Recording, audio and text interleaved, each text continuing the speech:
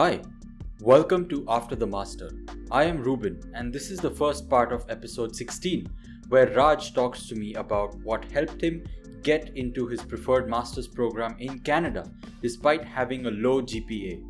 He also highlights a trick that he used to help him get most of his past jobs and some of his key learnings. Stick around till the end to gain as much as possible, and I hope you enjoy this episode. Okay, hi Raj, how are you? Hey Ruben, I'm doing good. How are you? I'm doing good, man. Thank you so much for taking out the time for this. I really appreciate it. I'm happy to be here, to be honest. Yeah. All right. So, Raj, can you start with a little bit about yourself, your education, your work experience? Yeah, sure. So, you and I, we were in school together, and then I moved to Tamil Nadu to do my bachelor's in mechanical engineering. Yeah. Then I moved back to Ahmedabad. I worked for a couple of years in product design for a high volume automotive component manufacturer. And then I decided to, let's pursue higher education because this is not where I want to be. Mm. And I want to specialize more into product design and go into, proper industrial design slash Okay. product design. I started looking for options outside of India and I found a really good university in Canada. Yeah. And funny story, people told me, especially consultants that I tried to go through, they told me, you don't have enough CGPA. You might not get into university. So they tried to push colleges. But I said, you know what, let me try. And I was lucky enough. I believe I was lucky enough that I got into a good university. And the course that I got was a master's in product design and I'm lucky that way. But yeah, I came here. I did my master's in engineering design with a focus on product design, and then right when I graduated, COVID hit, and nobody was hiring, so I had to make do, and I worked in a bank for a year and a half as an analyst, and then I moved into product design, which is my core. And I've been working there for the past in this field for the past year and a half, I think. And I started out as a product designer and moved to an engineering manager position just a couple of months ago.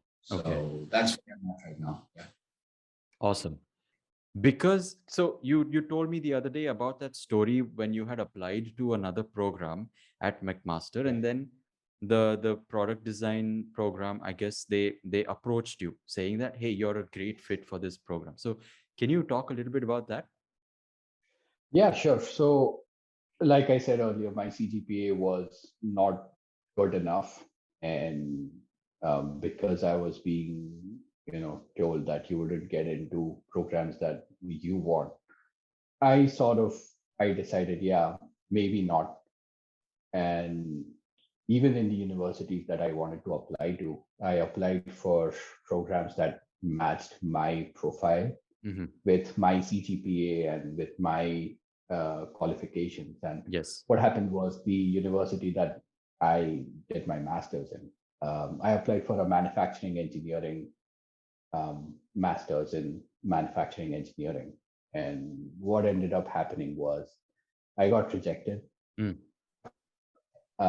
The program coordinator for engineering design, she reached out to me and she said, we were going through your profile and the program director, he happened to come across your file and he was taking a look at it and he thought that you would be a really good fit for the engineering design program. Mm-hmm. And she pretty much offered it to me on the spot. And I said yes.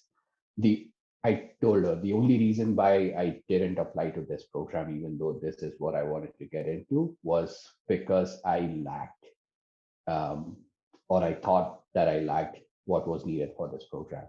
Right. And she, in more or less terms, she said, we don't just look at the CGPA, we look at your Mm, overall profile. mm, So I was working as a design engineer at the time, and mm. they knew that even though my CGPA was slightly lower, but I made up for it in my work experience Yeah. and the IELTS score and my SOP. So I think that was a huge factor, and that's when I sort of realized that it's studies um, on one side, but then they also look at your overall profile and whether you're a good fit for the university as a whole and the course as a whole. So yeah, that was my story. Yeah, and as a higher education consultant for the past few years, I know that work experience, full-time professional experience can make a lot of difference, especially if it is relevant or very related to the kind of programs that you're looking to get into. And I suppose that really helped bump your overall application up. But was there, apart from the work that you did in Ahmedabad at Harsha, did you do any similar internships or any such projects while you were in college, like very related to design? Yeah, so if I had to put it this way, my CGPA was low because the subjects that I didn't like, I wouldn't really, pay a lot of attention. I would just pass and that's it. And Right. then the subjects that I really liked, which were related to product design and, these subjects I would score really well. Hmm. And that sort of stood out Mm, even on my CGPA and my mark sheets. correct. And I think that was one factor. And secondly, I was involved in a bunch of projects related to design when I was back in my university in my Hmm. bachelor. So I think Hmm. that stood out as well. And apart from this, like I said earlier, my SOP was kind of it was a killer SOP, and I worked a lot on it. And I knew that if I had to get an admission for masters at a university, I would have to make up for my CGPA in other ways. So I kind of boosted everything else, Right. Yeah. and that eventually paid off.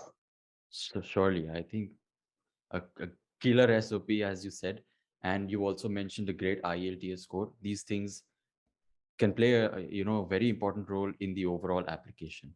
So you're very, I very agree. rightly said, and I'm actually glad that you're able to talk about these here. So was so what exactly were your motivations? And did you also have any sort of perceptions about studying abroad from people that you or seniors or others that you people that you knew? Yeah, for sure. So one of the perceptions was that you know one of the sayings I would say was "बस foreign चले जाओ life set है," Right. and that was something that I heard a lot, and it was for me. I had close friends who were here in Canada and in the US, and I kind of knew the realities of freedom versus responsibilities here. But Got it. I would hear that all the time, and it sort of skews your perspective in a certain way. And you come here with a different set of expectations, but your reality might be completely different. And also, you know, people usually assume that coming here is what matters and everything else is just secondary. But I think it's the other way around. Once you come here, that's just the first step.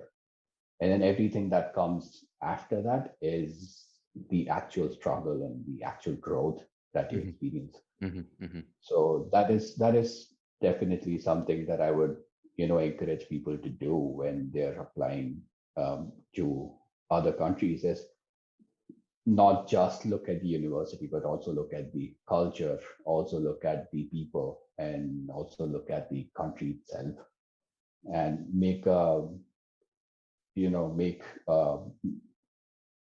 and I wouldn't say an accurate judgment, but just a rough estimate of how that place is and Yeah, like how a what they should expect. got it, got it. Yeah, yeah, yeah. Yeah.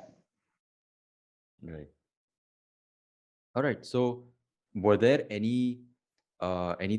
Was there anything you did once you started the masters from the perspective of getting an internship or securing some sort of employment, whether it was at the university or for your during the break, as soon as you started your masters?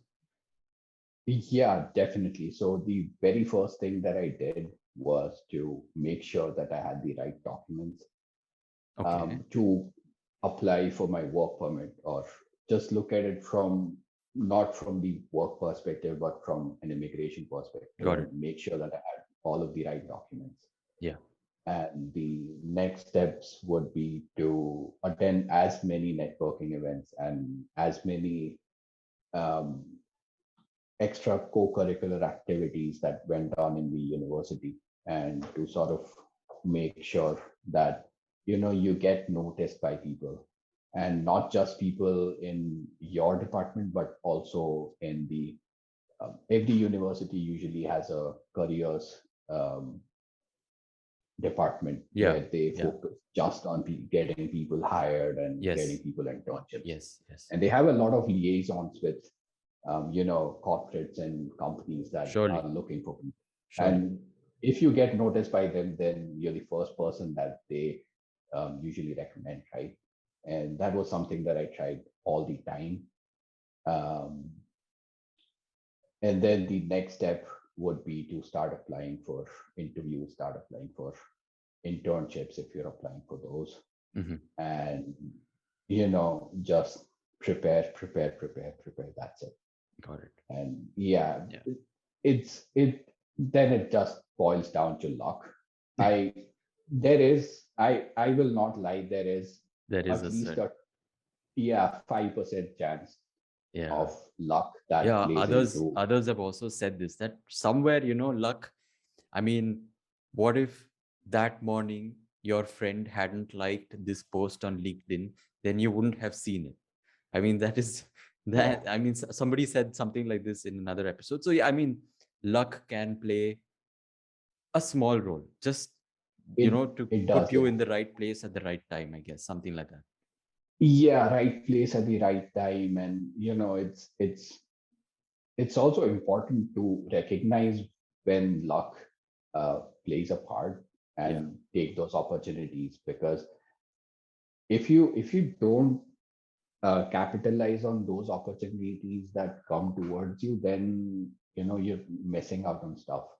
And I think that's something that I did do, which is again one of the final steps, I would say, in order to get a good job or get your internship. So yeah. You mentioned co-curricular or extracurricular activities, right? In the Yeah. beginning. So, what kind of activities were you involved with? So most of the activities that I was involved in were related to either design, or it was related to uh, a company coming in and then having an informational session at our Okay, campuses. And because I was a master student, I would usually be one of the judges in maybe a design, competition or something okay, that was okay. held for the undergrads, All right. or I would be a mentor for some I of the see. teams that were taking part in those competitions. So Got it. obviously, there's no appreciation per se for those kinds of events when you attend them, but then you do get noticed, and people do take, they do recognize you at other events when you start going in. Mm-hmm. And that's kind of what happened with me. Mm-hmm. One of our career counselors, she was actually the program coordinator Mm-hmm. who brought up my application for engineering design, and she moved into the career counseling department for our Okay. university. Okay. And so she knew me really well, and she would always I would just walk into her office, and I Mm-hmm. didn't even need an appointment usually. she would be very welcoming, and she would be, yeah, yeah, come sit. And then she would, look at my resume with me, and she would give me really good tips. And that's that's sort of what I would expect from a career counselor anyway, right? The Yeah. tips to kind of, because I'm looking at it from a certain perspective, and she brings the perspective of a recruiter. Yes. Correct. So those are the things that I'm looking for when I ask for advice. And she was uh, really, really a good source of, advice for most of my career questions. Yeah. All right. So you mentioned quote unquote prepare, prepare, prepare, right? Yeah. So was there something you think you did better than others, or something you did that others were not doing to prepare yourself better for applying, interviews, the whole process? Um, yeah, definitely.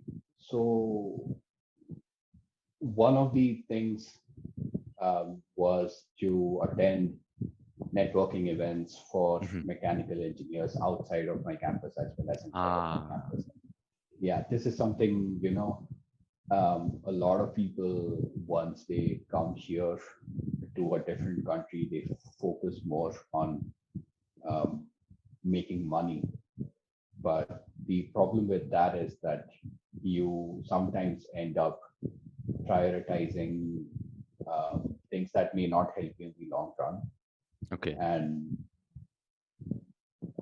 I kind of knew from the get-go that even if I didn't have a lot of money initially, just investing in the time to go out and meet new people, that would eventually pay off. And I tried to do that. I went for, any campus recruitment drives, any networking events in my university, outside my university. There are always job fairs around. So even if you have to travel to the next city over, that's fine.